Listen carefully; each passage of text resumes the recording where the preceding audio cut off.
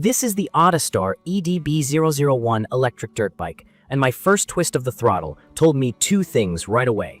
It feels like a real mini moto, and it pulls harder than I expected for something aimed at teens. I've been riding it on packed dirt, mown grass, and a local gravel path with a few short climbs, and I want to share what actually stood out, what didn't, and who I think will love it. Key features that matter in daily riding are the 48-volt, 22.5 amp-hour lithium battery, a brushless motor rated to a 3,000-watt peak with a claimed 200 Newton-meters of torque, hydraulic disc brakes, and a 14-inch front/12-inch rear wheel setup. If you're new to this, torque is simply the twisting force the motor can deliver. More torque means stronger push from a stop or up hills. There are 3 speed modes: 12, 17, and a claimed 37 miles per hour, and a simple HD display that shows speed and battery. The lights and brake light are not just decoration. They're bright enough to be useful at dusk. From my experience, the acceleration in the middle mode feels perfect for learning. The throttle response is smooth, not jumpy, and there's a predictable ramp when you roll on. In the highest mode, it wakes up. On flat hardpack with my GPS, I saw mid-30s miles per hour without crouching. And it gets there quickly. On a short, loose climb I use for testing, it powered up with momentum. If I bogged the front wheel in gravel, I had to shift my weight and get back on the throttle because the small rear wheel can spin up easily.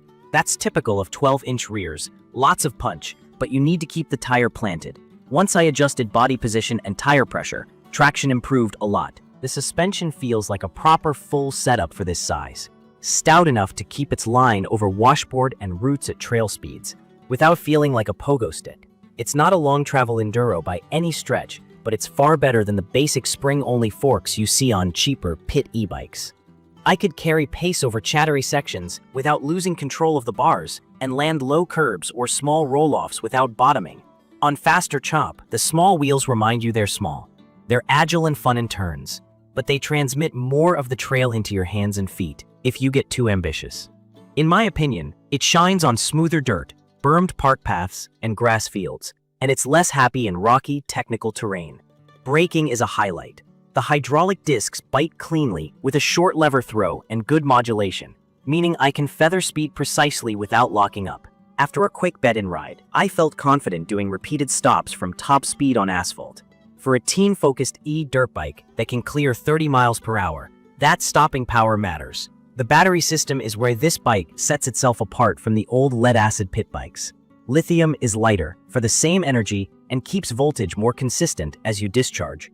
There's a BMS on board. That's a battery management system, basically a guardrail that balances cells and protects against overcharge or deep discharge. On mixed riding in Mode 2 with occasional blasts in Mode 3, I got several hours of stop-and-go play and around 25 to 35 miles before the display dipped low enough that I wanted a charge.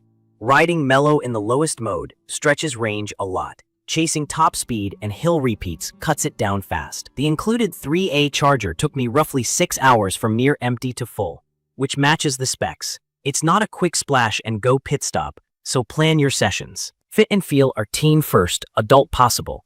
I'm 5'9", and the cockpit felt compact but workable. The published fit of 5'3" inches to 5'11" lines up with my experience. Standing up in the pegs is comfortable. Seated is a tighter bend at the knees than a full-size bike, and the saddle has more cushion than it looks. The frame is aluminum, the plastics are decent, and the cable routing is tidy enough that nothing snagged during wheel-to-wheel turns. Weight-wise, it's not a feather. On paper, it's around 54 kilograms, and you feel that when lifting the rear to load it or spin it around in a garage. On trail, the weight is carried low, so it doesn't feel clumsy once you're moving. Assembly was straightforward. I mounted the bar, front wheel, and fender, checked rotor alignment, set lever angles, and torqued fasteners. The included tools work, but I used my own torque wrench and hex set to be safe. If you're new, take an extra minute to set chain tension, pump tires to your preferred PSI, and center the calipers. These small steps make a big difference in the first ride. Noise is a clean electric whir plus chain noise, quiet enough for neighborhood use without annoying anyone. That's a huge plus if you'd rather avoid a gas pit bike's sound and maintenance. Speaking of maintenance, after a few rides, I rechecked spokes, bolts, and chain slack. Nothing dramatic loosened, which is a good sign. The platform looks familiar to me. Common pit e-bike architecture. so finding pads, chains, levers, and even controllers down the road shouldn't be a problem if you ever need replacements. It's nice when a fun toy doesn't turn into a parts hunt. Now the limits. The small wheels and short wheelbase make it twitchier at the very top speed off-road. It's exciting, but you need a smooth surface to really enjoy 30+ miles per hour. If you weigh closer to the 264-pound limit, plan to ride in the lower modes on rough ground to keep the suspension in its comfort zone. The Charger is fine, not fast. If you want 2 long sessions in one day, you might need a midday top-up or a second battery if the design allows swaps. Also, check your local rules. This isn't street legal, and 37 miles per hour is serious speed. Wear a helmet, gloves, and eye protection. And for new riders, start in the lowest mode and practice braking drills. That's perfect for teens 14+ who want the feel of a real dirt bike without gas hassle, and for adults who fit the size range and want a playful pit-style e-moto for backyard laps, park paths, or mellow dirt. From my experience, the 3-mode setup lets a new rider build confidence safely, and the top mode keeps it interesting once skills grow.